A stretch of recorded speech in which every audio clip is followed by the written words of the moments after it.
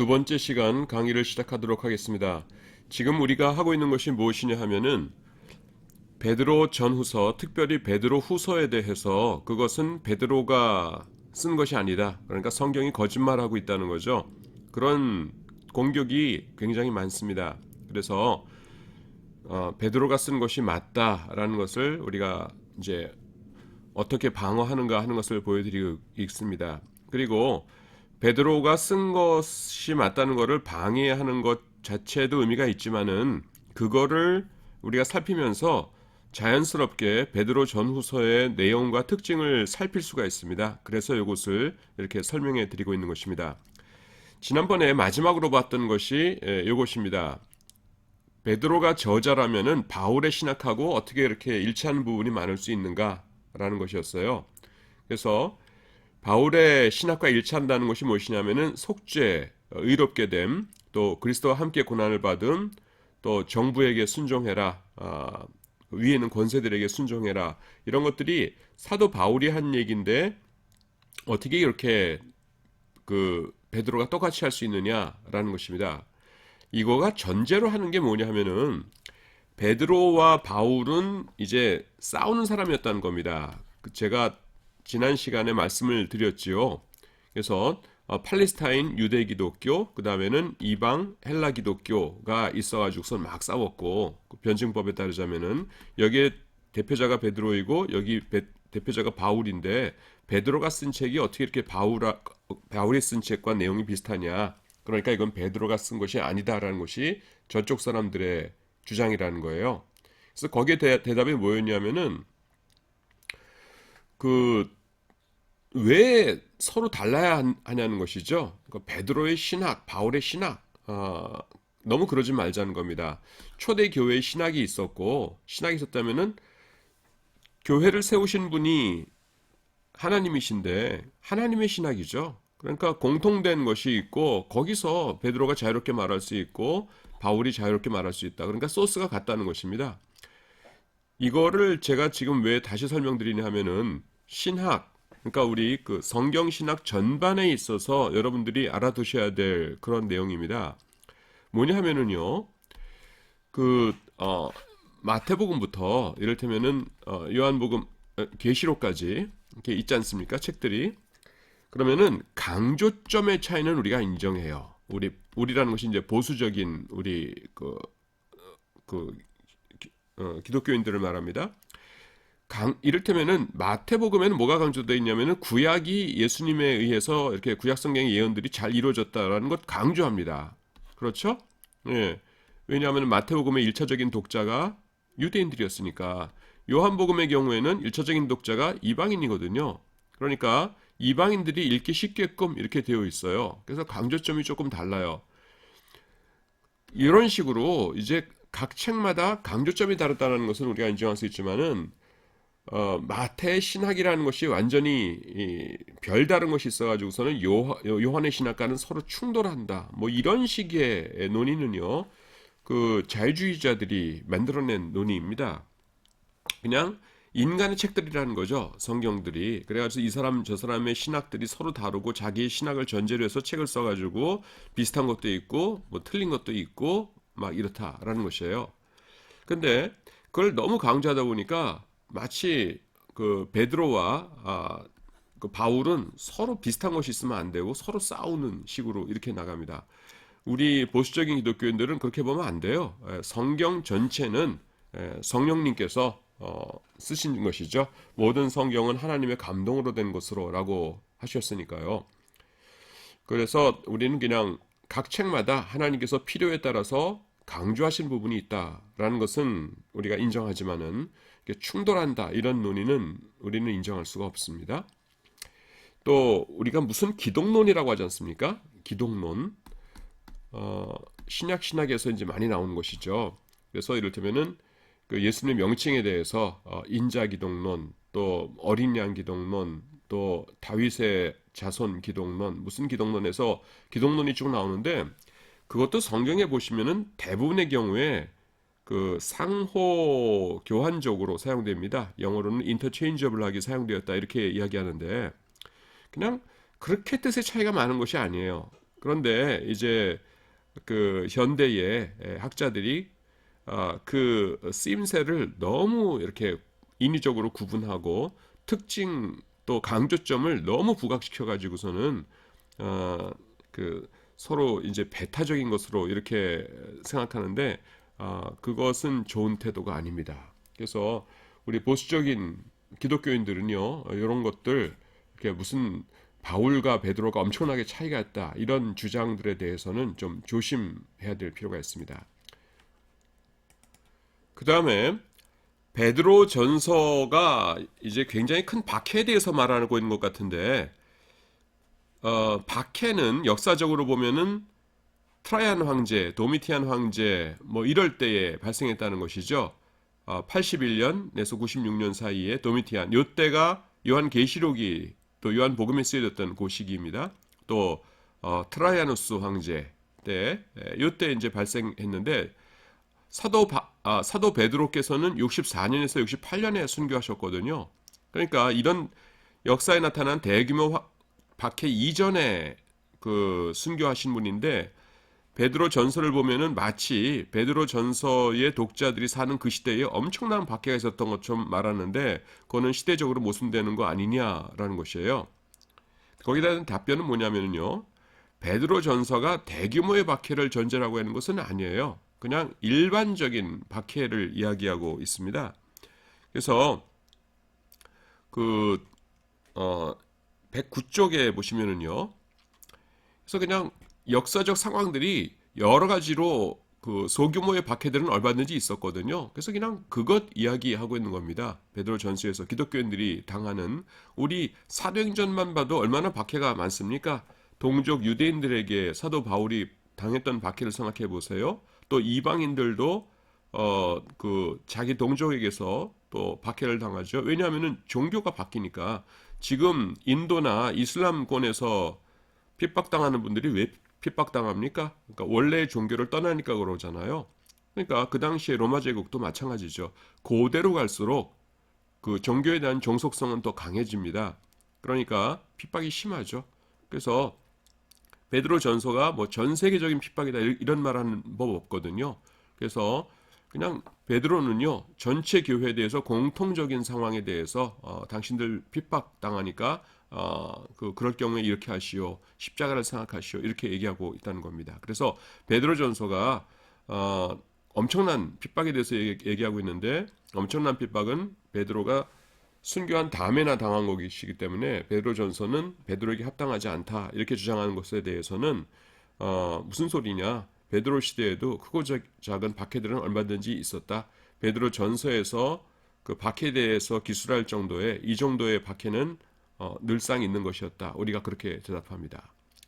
그 다음에 베드로가 소아시아의 상황에 대해서 어떻게 잘 알 수가 있는가 이렇게 또 주장을 합니다. 여러분 베드로 전후서의 대상이 어디라고 그랬어요? 여기가 이제 마케도니아고요. 이거 아가야 지금의 그리스입니다. 그리고 이렇게 있어요. 이거 보스포러스 해협이고 그럼 이게 터키인데 터키 이쪽입니다. 이쪽 지역의 사람들에게 보내는 편지거든요. 근데 여기에 대해서 소상하게 잘 알고 있는 것처럼 이제 베드로 전후서에 나타나요. 그래서 베드로가 쓴 것 같지 않다. 베드로가 썼다면 여기를 어떻게 잘 아는 거냐 하는 것이죠. 그래서 문제를 제기하는 분들은 이렇게 얘기합니다. 베드로전서의 수신자와 마지막에 나열되어 있는 이름들은 바울의 전도용에게 더 잘 어울린다. 이렇게 이야기를 합니다. 여기에 대해서는요. 이제 우리가 두 가지로 답을 해요. 하나는 뭐냐면은 첫째는 사도 바울이 여기를 전도했다. 그러니까 지금 공격하는 사람들이 뭐라 그러냐면은 베드로 전후서의 그 수신지는 여기인데 터키 지금 중북부 지역입니다. 이곳인데 이곳은 사도 바울이 전도한 지역일 것이다. 그 다음에는 베드로가 전도한 지역은 확실히 아닐 것이다. 그런데 왜 베드로가 여기다가 편지를 보내느냐? 상황을 잘 아는 것 같다. 이렇게 말하는 것이에요.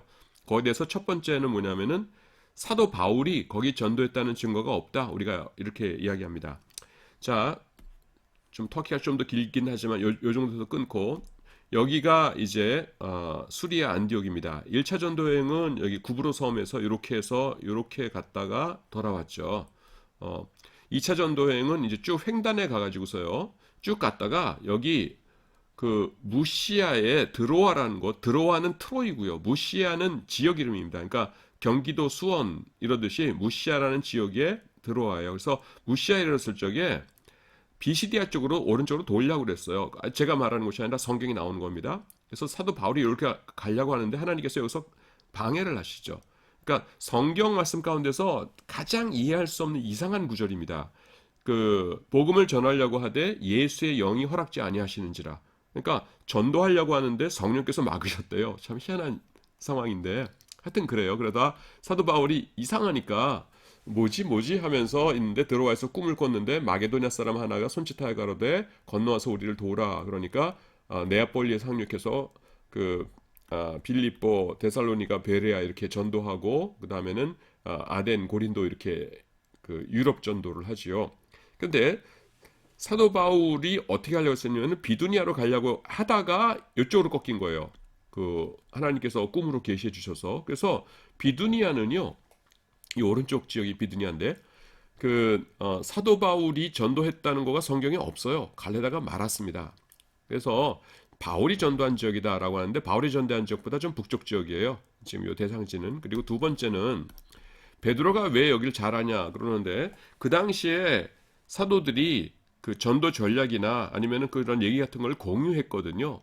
공유했으니까 이 사람들에 대해서도 알고 그들이 이 그 환난을 당하고 있고 이단들에 대해서 고통당하고 있다 하니까 베드로가 편지 보낼 수 있죠.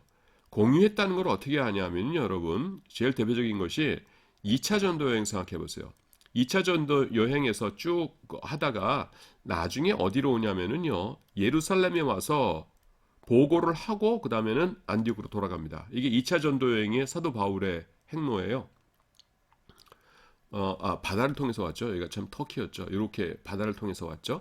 그래서 예루살렘에 올라가서 선교 보고를 하고 그 다음에 왔습니다. 그러니까 뭐냐면은 그 사도들끼리는요 서로 정보를 공유하면서 그 다음에 서로 격려하면서 그랬어요. 그래서 여기 이곳이 사도 바울이 전도한 지역이라고 하는 성경적인 증거도 없지만은 설사 사도 바울이 전도한 지역이라 하더라도 그들의 상황에 대해서 베드로가 꼭 몰라야 할 필요는 없다는 겁니다.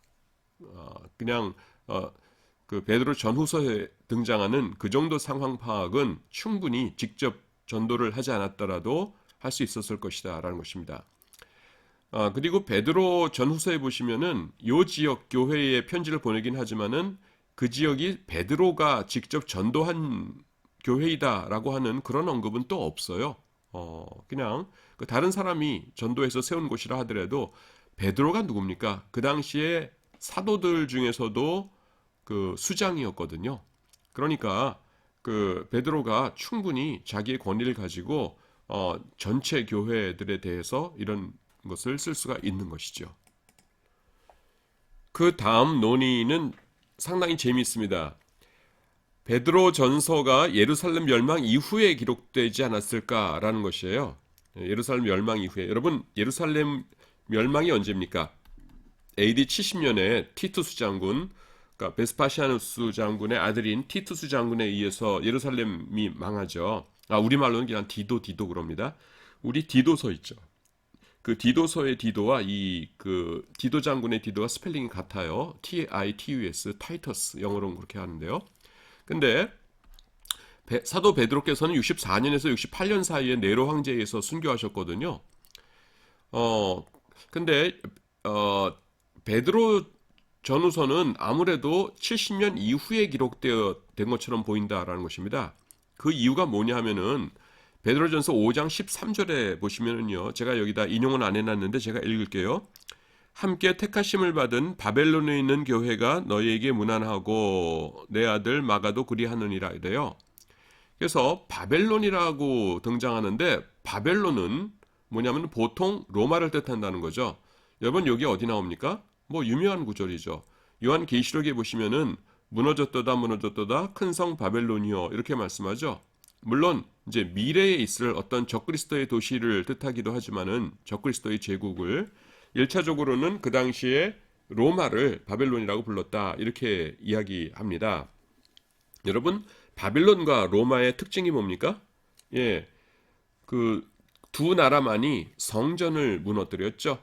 바빌론의 느부갓네살이 성전을 무너뜨렸고요. 그 다음에는 로마의 티투스 장군이 성전을 무너뜨렸죠.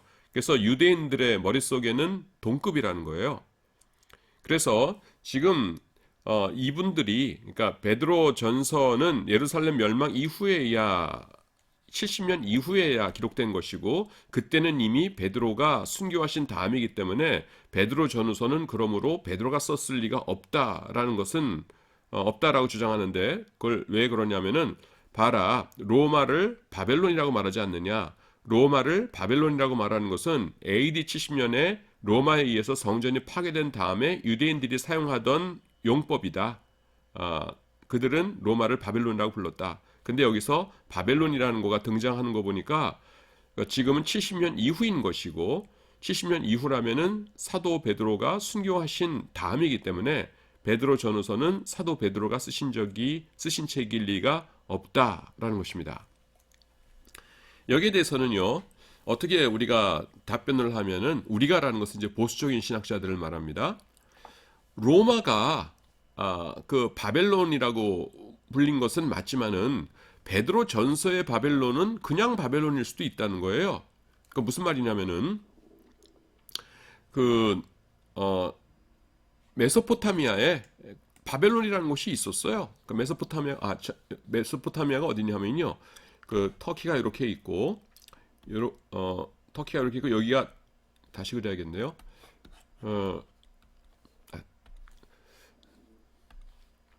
터키가 이렇게 있고 시나이 반도가 이렇게 있고요. 그 다음에는 여기 사우디아라비아입니다. 이렇게 유프라테스 강, 티그리스 강이 이렇게 있죠. 그런데 요 중간 요 지역을 메소포타미아라고 불러요. 여러분 메소가 뭐냐면은 사이라는 뜻이고요. 비트윈 영어로. 그 다음에 포타무스가 강입니다. 메소스 포타무스 풀면은 그래서 강 사이의 지역이라는 뜻이에요. 메소포타미아. 그래서 이 지역을 그 당시에도 이제 여기에 그 당시에도 바벨론이라고 불리는 지역이 있었어요.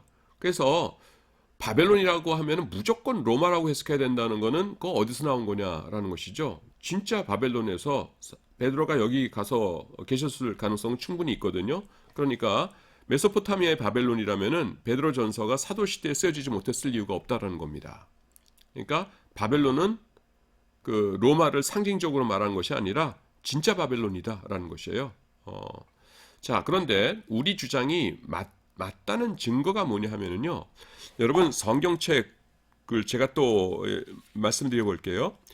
베드로전서 2장 13절 14절에 보시면은 무슨 말씀이냐 하면은 여러분들 교과서로 이제 114쪽에도 있는데 제가 그냥 읽어 드릴게요. 2장 13절 14절에 보시면은 인간의 세운 모든 제도를 주를 위하여 순복하되 혹은 위에 있는 왕이나 혹은 악행하는 자를 징벌하고 선행하는 자를 포장하기 위하여 그에 보낸 방백에게 하라 이렇게 말씀합니다. 로마서 13장에도 보시면은 위에 있는 권세들에게 순복하라 이렇게 말씀하죠. 여기 그 13절에도 보면은 여러분들 교과서 나중에 나올 건데 그냥 아무래도 성경 안 찾고 이것만 이렇게 지하철 같은 데서 보시는 분들도 있을 것 같아가지고 제 책에 있는 내용이라 말씀드립니다. 여기에요. 베드로전서 2장 13, 14절 인간의 모든 제도를 이걸 로마라고 생각해 보세요. 모든 제도를 주를 위하여 순종하되 혹 위에 있는 왕이나 로마 황제나 혹은 그가 악행하는 자를 징벌하고 선행하는 자를 포상하기 위하여 그에 보낸 총독에게 하라 이렇게 말씀합니다.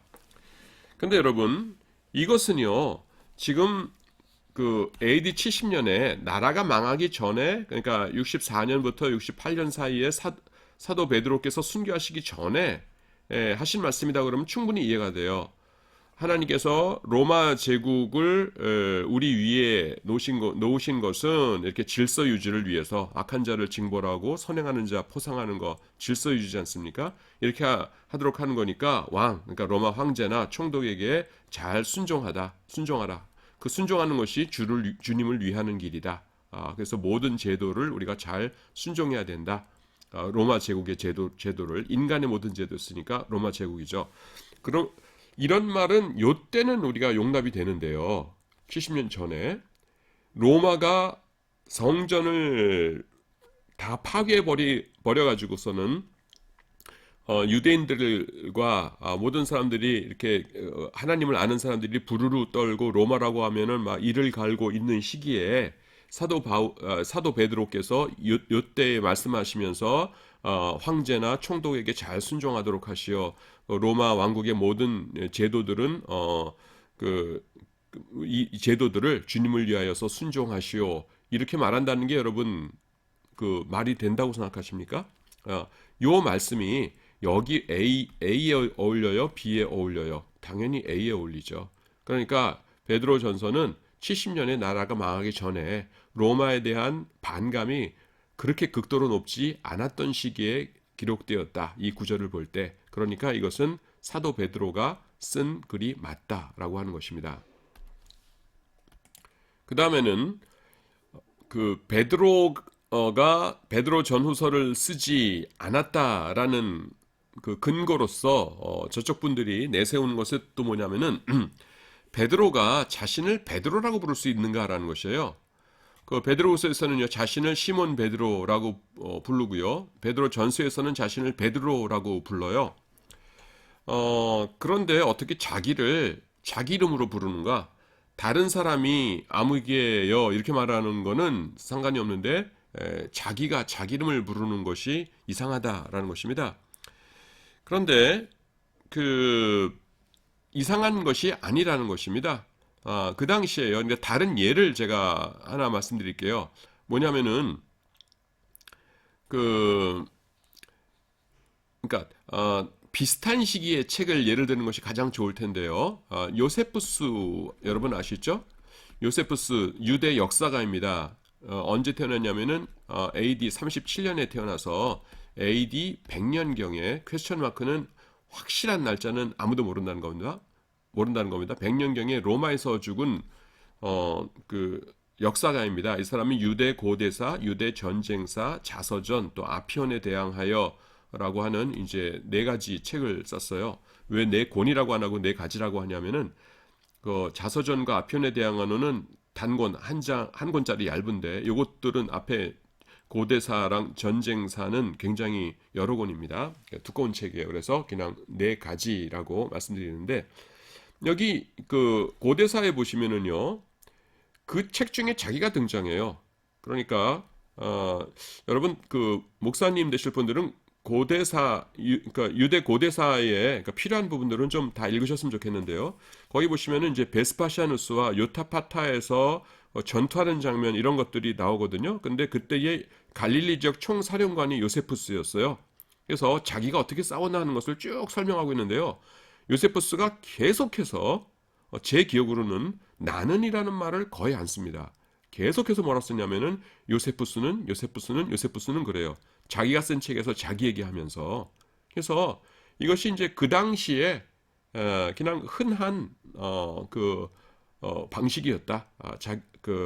자기 이름을 넣는 것이 이렇게 볼 수가 있습니다. 그리고 지금도 그렇죠. 제가 쓴 책에서 김병국 교수는 이렇게 말한다고 해서 이거는 김병국 교수가 쓴 책일 리가 없다. 어떻게 자기를 김병국 교수라고 하냐? 그러면은 여러분들이 뭐라고 하시겠어요? 왜 못 그래? 뭐 그럴 수도 있는 거지. 이럴 것 아닙니까? 여기서도 마찬가지입니다. 베드로 전후서에서도 자기 자신을 베드로라는 명칭으로 사용한다고 해서 그렇다고 해서 그것 때문에 그 책은 베드로가 쓴 책일 리가 없다. 이렇게 본다는 것은 무리라는 것입니다. 자, 그 다음에 베드로전서 이제 구절을 볼 텐데요. 구절은 뭐 별로 우리가 복잡하게 생각할 것이 없어요. 그냥 서신서입니다. 서신서에 첫 인사가 있고요. 끝 인사가 있고 그 다음에는 이제 찬송 좀 있고 그 다음에는 쭉 내용들이 이렇게 채워져 있는 전형적인 서신서입니다. 그 다음에 이제 발신지를 볼 텐데요. 발신지는 얼떨결에 조금 전에 벌써 말씀을 드렸어요. 제가 요한복음 강의할 때도 그랬는데 이렇게 어떤 주제에 대해서 이렇게 말하면서 뭡니까 요한복음 전체가 어떤 책이다라는 것을 같이 곁들여서 강의를 하잖아요. 그래서 조금 전에 베드로의 저작이 아니다고 부정하는 사람들의 의견을 제가 쭉 말씀드리면서 베드로 그 전후서의 어떤 성격에 대해서도 같이 말씀드렸는데요. 이 발신지에 대해서 얼떨결에 말씀을 드렸습니다. 베드로전서 5장 13절에 거기 바벨론이 등장하죠. 바벨론에 있는 성도가 문안한다 그럴 적에. 그래서 해석자들은요, 바벨론과 로마를 많이 동일시합니다. 그래서 로마에서 썼을 거다 그러는데, 그건 그 근거가 뭐냐면은 요한계시록에서 로마와 바벨론을 동일시하고 있기 때문에요. 그래서 무너졌도다 큰 성 바벨론이요 뭐 이러면서 그럽니다. 근데 이런 동일시는 왜 그래요? 로마가 바벨론처럼 성전을 파괴했기 때문이죠. 그런데 베드로는요, 네로 황제에 의해서 순교를 당했습니다. 64년부터 68년까지 4년 동안 기독교인들을 그 콜로세움에서 무수하게 핍박하면서 죽였거든요. 그래서 그때 이제 순교를 당하셨는데, 그, 어, 순교를 당하셨는데 70년에 이 이후에 성전이 망해요. 그리고 망한 다음에 요한계시록이 쓰여졌기 때문에 요한계시록에서는 바벨론과 로마를 충분히 동일시할 이유가 있다는 것이죠. 완전한 원수니까. 그런데 사도 베드로께서는 이때 순교하셨기 때문에 70년 이전에 로마에 대해서 그렇게 악감정을 가지고 굳이 로마를 바벨론으로 쓸 이유가 없다라는 것입니다. 그래서 그냥 그 메소포타미아에 있던 그 바벨론으로 보면 된다는 것이에요. 그래서 그렇게 보는 이유가 뭐냐면은 조금 전에 있던 거가 여기서 자꾸 반복되는데, 베드로전서의 기술에 따르자면은 로마에 대해서 그렇게 이렇게 반항적이거나 아니면은 증오한다거나 그런 모습이 안 보인다는 것이죠. 아까 읽었던 바로 그 본문입니다. 제가 땡겨와서 요 부분을 보여드렸었어요. 모든 제도를 주를 위하여 순종하되 혹은 위에 있는 왕이나 혹은 이렇게 선행하는 자를 포상하기 위하여 보낸 총독에게 잘 순종해라 이러거든요. 이게 어디 로마를 바벨론이라고 보고 있는 사람이 할 수 있는 말이에요. 그건 아니라는 거죠. 그래서 그냥 뭐 이게 천국 가고 지옥 가는 문제는 아니에요. 베드로전서 어디서 썼냐 해서 로마입니다. 그러면은 천국 바벨론 그럼 넌 지옥이다 이런 건 아닌데 그냥 바벨론이라고 보는 것이 여러 가지 정황상 자연스럽다라는 것을 기억해 주시기 바랍니다. 그 다음에 수신자를 살펴보도록 하겠습니다. 베드로전서 1장 1절에 보시면은요, 그 수신자가 누구냐면은 본도, 갈라디아, 갑바도기아, 아시아와 비두니아에 흩어진 나그네 이렇게 나와요. 그 이곳이 어디냐면은 지금 터키가 이렇게 있으면은 요 북쪽이 흑해고요. 그 다음에는 여기쯤 되는 곳입니다. 여기를 이렇게 쭉 나눠가지고서는 여기 갈라디아가 여기 있고요. 그 다음에 비두니아 여기 있고요. 그러면서 요 지역이에요. 여기 흩어져 있는 나그네들이다 이렇게 말씀하고 있습니다. 그러니까 지역적으로는 어딘지 이제 파악이 되고요. 문제는 이제 그 수신자가 유대인이냐 아니면 이방인이냐 하는 것인데요. 보통 이방인들로 봅니다. 왜냐하면은 1장 18절에 보시면은 너희가 알거니와 너희라는 것이 수신자죠. 너희 조상이 물려준 헛된 행실에서 대속함을 받은 것은 이렇게 말씀합니다. 그런데 유대인이라고 하면은 유대인들이 그러니까 하나님을 섬기면서 회당 다니면서 그렇게 살았을 거 아니에요. 근데 그들에 대해서 너희 조상이 물려준 헛된 행실이다 이렇게 말하는 것은 조금 부자연스럽죠.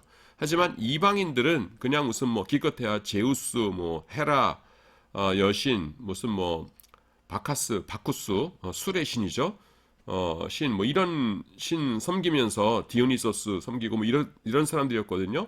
그러니까 그들에 대해서는 너희 조상이 물려줬던 그런 그 헛된 우상 섬기는 헛된 행실에서 너희가 대속함을 받았다 이렇게 말하는 것이 더 자연스럽죠. 그렇기 때문에 그 베드로 전 후서의 수신자는 이 지역에 살고 있던 이방인들일 것이다. 우리가 그렇게 봅니다. 자, 그 다음에 이 부분을 보도록 하겠습니다. 저작 시기와 장소인데요. 지금 우리가 두 가지 설이 있다고 그랬죠? 예. 그래서 로마다라고 한다면은 그 바벨론과 로마를 이제 결부시킨 것이죠. 그래서 그, 그 베드로전서에 나오는 지명은 사실은 이제 바벨론인데 그것이 로마를 뜻하는 것이다라고 한다면은 언제 썼겠냐 하면은 64년부터 68년 사이에 네로가 막 그 핍박할 적에 그때 순교하셨으니까 아마 그 순교 직전에 로마에서 쓰셨을 것이다 이렇게 볼 수 있고요. 그 다음에 아니다, 그 문자적으로 바벨론이다라고 한다면은 그 저작 시기는 굳이 그 마지막으로 갈 필요 없어요. 그것보다 훨씬 앞당겨서 생각할 수가 있는 것입니다.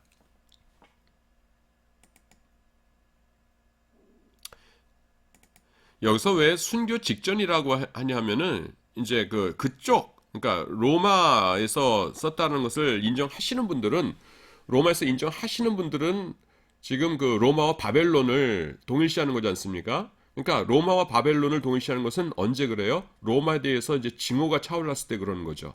로마 미워 그러면서. 근데 AD 70년에 성전 그 파괴는 아직 일어나지 않았어요. 그런데도 불구하고 로마를 바벨론이라고 부를 정도로 증오에 찼다면은 지금 이 순교 직전의 상황일 것이다. 그래서 사람들이 막 핍박을 당하기 시작하고 하는 그 상황을 보면서 바벨론이라고 말할 것이다. 이렇게 본다는 것입니다. 그래서 바벨론이 로마를 뜻한다면은 순교 직전이다. 이렇게 지금 설명하고 있는 것입니다. 이제 본문으로 와서 먼저 1장 1절을 좀 보도록 하겠습니다. 예수 그리스도의 사도 베드로는 본도, 갈라디아, 갑바도기아, 아시아와 비두니아에 흩어진 나그네. 여러분 요거 보니까 벌써 우리가 공부했던 것들이 쫙 복습이 되시죠. 요 지역이 어디라고 했습니까? 그 흑해 남부, 그러니까 터키 중북부 지역이고요. 그 다음에 흩어진 나그네, 이 사람들이 누구라고 했습니까? 이방인일 가능성이 높다 이랬죠. 자, 베드로가 쓰신 것인데요. 베드로라는 이름에 대해서 조금 살펴보도록 하겠습니다. 거기 밑에 보시면은 그 가톨릭 교회에서 로마 가톨릭 교회에서는요 마태복음 16장 18절을 인용해서 베드로가 교회의 기초라고 주장합니다. 16장 18절이 무엇이냐면은 예수님께서 이렇게 말씀하세요. 그 너는 베드로라 내가 이 반석 위에 내 교회를 세우리니 음부의 권세가 이기지 못하리라 이렇게 말씀하고 있죠. 그래서 베드로가 교회의 기초다. 그래서 그 베드로가 교회의 기초인데 베드로가 세운 교회가 어떤 교회냐? 로마 교회다. 그래서 로마 교회의 지금 후신이 누구냐? 지금 그 전통을 이어받고 있는 것이 로마 가톨릭 교회다. 그러니까 가톨릭 교회 밖에는 구원이 없다. 그래서 교회 밖에는 구원이 없다라는 유명한 말을 하죠. 그래서 예수님께서 너는 베드로라 내가 이 반석 위에 교회를 세운다 이러셨고요. 그 다음에 베드로가 로마 교회를 세웠고 그러니까 로마 카톨릭 교회만이 진정한 교회이고 카톨릭 교회 밖에는 이 구원이 없다 이렇게 주장을 합니다. 그래서 여러분들 다 교회 지도자가 되실 분들이니까 요거를 좀 잘 아셔야 돼요. 자, 그런데 일단 그 첫 번째 우리가 봐야 될 게 뭐냐면은 로마 교회를 베드로가 세웠다는 이 증거가 없어요. 로마 이제 바티칸 그 로마 대성당 가보시면요 이렇게 있고 그다음에 입구에 들어가서 이제 여기가 이제 중앙 그 성소죠. 그 예배 드리는 처소. 카톨릭에서 그 뭐라고 그러는지 제가 용어를 잘 몰라요. 저도 그냥 교회만 다닌 사람이라. 그러면 이제 여기 이렇게 들어가는 문들이 있고 여기 이제 예배를 준비하는 그러니까 그 홀 같은 거가 있어요. 이렇게 들어가면은 그러니까 관광객들 뭐 여기 다 들어갑니다. 들어가는데 여기 보시면은요 왼쪽 위에 제 기억으로 제가 뭐 94년인가 5년인가 그러니까 뭐 20 몇 년 전에 갔었기 때문에 저도 가물가물한데 여기 보시면은 역대 교황들의 명단을요 벽에다 쫙 써놨습니다. 그런데 명단 플레이트들이 이렇게 돼 있어요. 이렇게 그래서 그때가 이제 그 요한 바오로 2세인가 그때 때였는데 다른 교황들은 뭐 레오 메세 무슨 몇 세 뭐 그 무슨 몇 세 이렇게 쭉 명패들이 요만한데 맨 앞에만 있다만 해요. 여기 뭐냐면은 베드로라고 써놨습니다. 그러니까 로마 교회를 세운 사람이 베드로라는 것이죠. 그래서 그 로마 교회를 세운 제 첫 번째 이제 담임 목사님, 우리를 따지면은 그것이 이제 사도 베드로다 이러는데 증거가 없어요. 미안한 말이지만은. 그래서 우리가 이제 개신교에서 그건 아니거든요 하면서 이제 카톨릭 분들을 이렇게 공격이라고 할까? 이렇게 이야기할 때 제일 단골로 사용하는 거가 뭐냐면은 로마서입니다. 로마서. 로마서는 우리가 여러분 너무나 상식적이죠. 어디로 쓴 편지입니까? 로마 교회에 쓴 편지이죠. 누가 쓰셨어요? 사도 바울이. 물론 이제 성령님의 감동으로 쓰셨지만은 하여튼 사도 바울의 손을 빌어서 쓰셨는데 이 로마서 는 로마 교회에게 보내는 편지인데요. 만약에 정말로 베드로가 로마 교회를 설립한 사도였다면은 사도 바울이 로마서를 쓰면서 단 한 번도 베드로의 이름을 언급하지 않는 것은 이해할 수가 없는 일입니다. 그 당시에 베드로가 로마에 머물렀다고 하면은 당연히 베드로의 이름을 언급해야 되고 설립만 해놓고 다른 곳으로 떠났다고 할지라도 로마서 여러분 그 뒤에 16장에 보면 얼마나 많은 사람들의 이름이 열거되어 있습니까? 평신도들의 이름을 그렇게 많이 열거하면서 누구에게 문안하라 누구에게 문안하라 그러면서 그 교회의 설립자였던 그 베드로에 대해서 한마디 언급 없다는 것은 그 말이 안 되는 거예요. 아무리 뭐 그런 일도 없었지만은 베드로와 바울이 혹시 뭐 싸우거나 그래서 그 당시에 이렇게 사이가 안 좋았다고 하더라도 지금 평신도들에게 편지를 보내면서 그 교회의 설립자 혹은 수장의 이름을 한 번도 언급 안 한다? 그것은 너무나 무례한 일입니다. 그래서 로마서에 베드로의 이름이 한 번도 등장하지 않는다는 것이 카톨릭 교회를 우리가 공격할 때에 쓰는 이제 주요 이제 무기라고 해야 할까? 그런 것 중에 하나인데요. 물론 이제 가톨릭에서는 로마서에 왜 베드로의 이름이 없는가에 대해서 여러 가지 뭐 이유들을 말씀을 하는데, 그러니까 우리가 볼 적에는 그다지 이렇게 설득력이 없어요. 아무리 그래도 그렇지 어떻게 한 번을 언급을 안 하냐? 그러면은 그 신부님들도 그냥 그러게 말입니다. 그냥 이렇게 할 수밖에 없는 것입니다. 자, 그 다음에 또 뭐를 말씀드리고 싶냐 하면요. 이거 지금 자꾸 왜 말씀드리냐면은 로마 카톨릭에서 개신교에 대해서 얘기할 적에 카톨릭만이 교회이고 너네들은 도망쳐 나간 것들이다. 우리 로마 카톨릭 교회 이외에는 교회 밖에는 구원이 없다. 왜냐하면 카톨릭 교회는 로마 교회를 정점으로 하는데 로마 교회는 베드로에 의해서 세워졌고 예수님께서 너는 베드로라 내가 이 반석 위에 교회를 세우리니라고 하셨기 때문이다. 그래서 로마 교회, 지금 카톨릭 교회만이 예수님께서 인정하신 반석이다 이렇게 주장한다는 거예요. 그래서 여러분들이 요거를 알고 계셔야 돼요. 그래서 카톨릭의 그 논리를 깨는 첫 번째가 뭐라고 했어요? 로마 교회에 도대체 베드로가 전도했다는 흔적이 성경에 없다라는 것이고요. 로마서 들이대고 신부님 베드로 이름 찾아보세요. 그러면은 난감해 하실 겁니다. 두 번째는 뭐냐면은 두 번째인데요. 이건 뭐냐면은 베드로라는 이름과 반석이에요. 우리나라에서 목사님들이 많이 사용하시는 방법이 있고 제가 말씀드리는 방법이 있는데 많이 사용하시는 방법은 맞는 것 같지만 틀려요. 그리고 제가 말씀드리는 거를 이제 조금 이따가 여러분들이 기억해 주셔야 돼요. 주석책에도 가끔 나오고 많은 분들이 사용하시는 방법이 뭐냐면은 이 너는 베드로라고 하시고 그 다음에 이 반석 위에 교회를 세우리니라고 하셨는데 그 헬라어가 다르다는 겁니다. 베드로는 뭐냐면은 페트로스고요. 헬라어 이게 고유명사니까 대문자가 나오죠. 그 다음에 반석은 뭐냐면은 페트라예요. 페트라 위에다 쓸까요? 여기다가 페트라예요. 그래서 페트로스, 페트라 이거는 남성어미, 이거는 여성이죠. 그러니까 다릅니다. 비슷하지만은. 그래서 목사님들이 이렇게 말씀하세요. 뭐냐면은 여러분 예수님께서는 베드로에게 베드로라고 하셨고 그 다음에 이 반석의 교회를 세운다라고 하셨습니다. 그래서 로마 교회가 혹시 베드로에서 세워졌을지는 모르지만은 베드로와 반석은 다른 것입니다. 내가 이 반석 위에 교회를 세우리라고 하셨지 베드로 위에 교회를 세우리라고 하신 것은 아닙니다.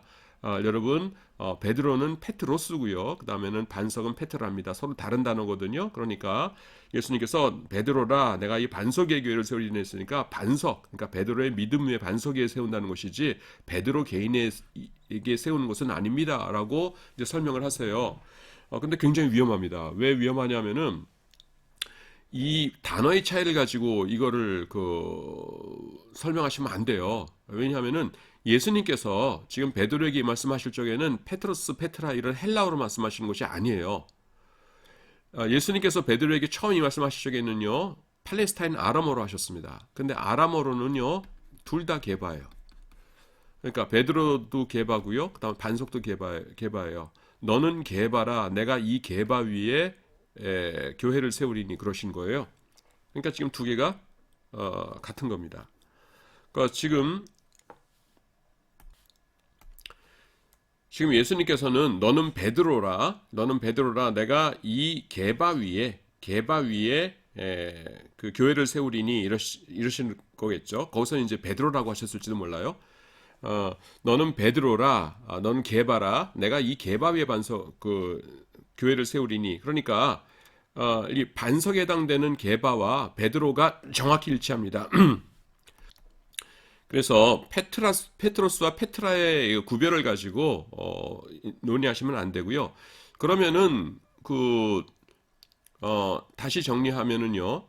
지금 그 반석이라는 단어가 게바예요. 그리고 게바는 베드로의 이름이죠. 그러니까 예수님께서 내가 이 게바 위에 반석을 세우리니 하면은 베드로의 이름을 지칭하는 것이 맞아요. 근데 이제 어떤 목사님들은 베드로의 이름은 페트로스고 반석은 페트라니까 예수님께서는 페트라의 교회를 세우신 것이지 페트로스의 교회를 세우신 것은 아니다 이렇게 늘 설명하시거든요. 근데 그건 아니라는 겁니다. 페트라라는 말씀을 예수님께서 하셨을 적에는 페트라라는 단어를 사용하지 않고 게바를 사용하셨어요. 근데 게바는 완벽하게 베드로의 이름이에요. 그러니까 이름 가지고 이렇게 설명하는 것은 좋지 않다라는 것입니다. 그러면은 우리가 어떻게 이거를 극복할 수 있느냐? 카톨릭의 이 논의를 그러면은 두 번째가 있죠. 두 번째는 뭐냐면요. 두 번째는 이제 여러분들 그 본문 책으로 가서 제가 살펴보도록 할게요. 거기 성경 구절이 나오니까. 자, 16장 19절에서 지금 베드로에게 내가 천국 열쇠를 네게 주리니 이게 뭡니까? 베드로죠. 내가 땅에서 무엇인지 매면 하늘에서도 매일 것이요 내가 땅에서 무엇인지 풀면 하늘에서도 풀리리라 라고 하셨어요. 그래서 카톨릭에서 나오는 성화들 보면은 그 베드로가 어디 서 계시냐 하면은 이제 천국 입구에 이렇게 서 계십니다. 근데 여기 뭐가 있냐면은 이렇게 그 열쇠를 딱 차고 있어요. 그래서 천국 뒤에 문이 있어가지고서는 이 문이 딱 닫혀 있는데 어떤 죽은 영혼이 딱 가가지고서는 들어보내 주세요라고 하면은 베드로가 딱 보고서는 너는 들어갈 자격이 있군 하면은 이걸 딱 따서 열어주고 그러면 감사합니다 들어가고 그 다음에는 열어주세요라고 했는데 너는 들어갈 자격이 없군 그러면은 못 들어가고 지옥 가게 된다는 겁니다. 근데 이 베드로는 로마 교회의 수장이었기 때문에 가톨릭 교회에 다녀야만 너 내 교회 다녔구나 하면서 열어준다는 것이죠. 그래서 증거 구절, 요 그림을 이렇게 그리고 카톨릭에서 이렇게 주장하는 증거 구절이 뭐냐면은 마태복음 16장 19절에 보시면은 내가 천국 열쇠를 네게 주리니 이렇게 했다는 거예요. 너라는 것이 베드로라는 거죠. 그래서 내가 땅에서 매면은 하늘에서도 매일 것이요 땅에서 풀면 하늘에서도 풀리리라 라고 하셨다는 것이요. 그런데 똑같은 마태복음에 2장 뒤에 보시면은 그러고 보니까 지금 보니까 절도 비슷하네요. 19절, 18절. 2절 후에 보시면 이렇게 말씀하세요. 이번에는 12사도 전체에게 말씀하십니다. 진실로 너희에게 이르노니 진실로까지 여러분 예수님께서 말씀하셨어요. 이게 진짜라는 겁니다. 너희가 땅에서 매면 하늘에서도 매일 것이요 무엇이든지 땅에서 풀면 하늘에서도 풀리리라. 위에서 베드로에게 주셨던 말씀이 뭐예요? 네가 땅에서 무엇이든지 풀면 하늘에서도 풀리리라 이러셨죠. 근데 똑같은 말씀을 너희가라고 하시면서 사도들에게 주세요. 그러니까 이 권세, 여기서 풀면은 여기서 들어갈 수 있고 여기서 매면은 못 들어간다는 이 권세 베드로에게만 주셨다는 겁니까? 아니라는 거예요. 그 사도들 다에게 주신 겁니다. 그러면은 카톨릭의 논리대로 하자면은 로마 교회의 수장은 베드로인데 베드로가 열고 풀고 했으니까 그러면은 그 로마 교회에 다녀야지만은 이렇게 그 구원을 받는다 그러면은 12사도들이 개척한 딱 그 교회에 다녀야만 그럼 천국 갈 수 있다는 겁니까? 그 말이 안 되잖아요. 그래서 우리 해석이 맞아요.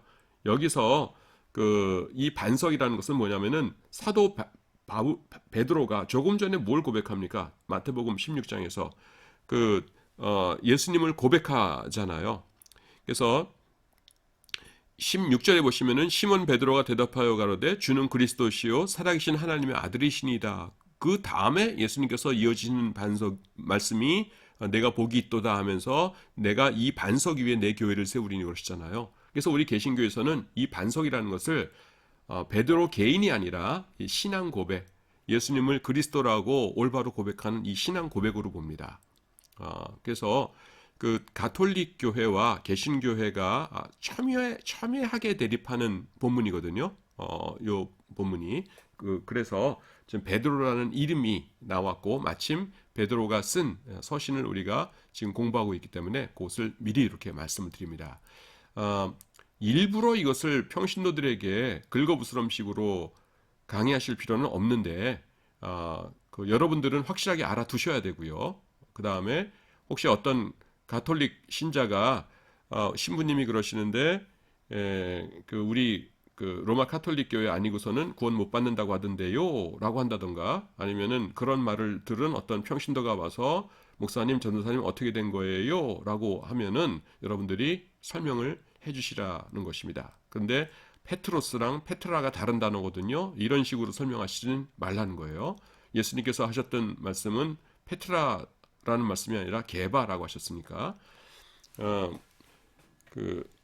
너는 베드로라 이렇게 말씀하셨는데 그리고 우리 나나주에도 보니까 성경에 베드로는 곧 반석이란 뜻 이렇게 되어 있는데 페트로스가 반석은 아니에요. 페트라가 반석이죠. 정확하게는. 근데 이제 베드로의 이름 게바가 반석 맞습니다. 예수님께서는 아마 너는 베드로라 내가 이 게바 위에 교회를 세우리니 이렇게 말씀하셨을 겁니다. 자, 다음으로 넘어갈까요? 자, 이제 2장에서 또 한 절을 보도록 하겠습니다. 2장 5절인데요. 너희도 산돌같이 신령한 집으로 세워지고 예수 그리스도로 말미암아 하나님이 기쁘게 받으실 신령한 제사를 드릴 거룩한 제사장이 될지니라. 너희라는 것이 지금 성도들이죠. 성도들이 너희가 제사장이 될지니라 이렇게 얘기해요. 요거를 조금 보도록 하겠습니다. 그런데요, 이 너희도라고 하는 것이 뭐냐면 카이 아우토이입니다. 아우토이는 이제 남성 복수 주격이라는 거 아시죠? 그런데요, 헬라어에서는 동사에 이미 복수 주격 이런 것이 나타나죠. 여기서 오이코 도메이스세 세워진다라고 하는 것에서 여기서 벌써 복수 인칭이라는 것이 나와요. 에스세가 그러니까요. 그렇기 때문에 사실은 아우토이라는 것 이런 것은 필요 없어요. 근데 카이 아우토이가 왜 들어갔냐면은 강조하기 위해서 들어가는 겁니다.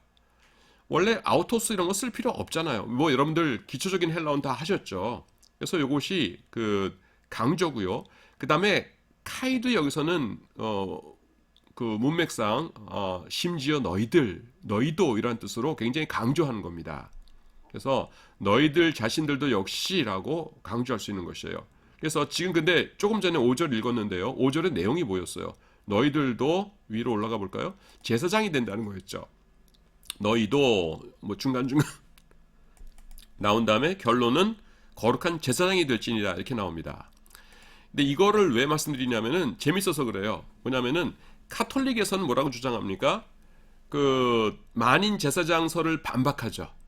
우리 개신교에서는 모든 믿는 자는 제사장이다. 그렇게 이야기하는데 가톨릭에서는 만인 제사장들을 반박하잖아요. 그런데 로마 교회의 수장이라고 주장하는 그 사도 베드로가 기록한 베드로 전서에서 뭐를 강력하게 주장하고 있냐면은 너희들도 이걸 아주 강조하면서 너희라는 강조하면서 만인 제사장서를 증거하고 있는 것입니다.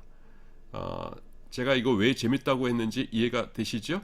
예, 만인 제사장설은 개신교에서 주장하는 것이고 가톨릭에서는 신부님과 평신도는 완전히 다르다고 주장하는데 로마 가톨릭 교회를 세웠다고 가톨릭에서 주장하는 사도 베드로가 쓴 책에서 뭐라고 말씀하냐면은 너희도 제사장으로 세워진다라고 말씀하고 있으면서 너희도가 한국말로는 그냥 너희도 이 정도인데 헬라어로는 훨씬 더 강력한 너희도라는 것입니다.